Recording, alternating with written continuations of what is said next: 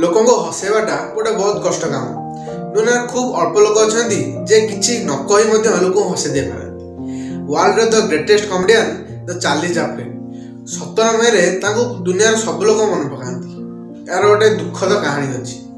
ना यही दिन से जन्म होते ना यही दिन मृत्यु घटी। तेरे कहीं 17 मई लोक मन पकाती। शुणु 25 डिसेम्बर 1977 चार्ली चैपलिन को मृत्यु घटी। किंतु दुखर कथा मृत्यु पर किसी चोर तांकर बॉडी को कबलू चोरी करी घर लोक फोन रे किसी पैसार धमक देते। किंतु पुलिस द्वारा पर से धरा गले और घर लोक पैसा देवा पड़ानी।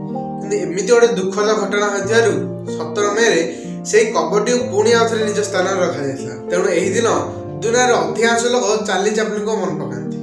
कौन पूर्व आप चार्ली चैपलिन को फैक्ट जानते कि जदि जानी तले कमेंट कहतु। आमती ओडिया फैक्ट्स जानापी चैनल सब्सक्राइब कर दिखाँ।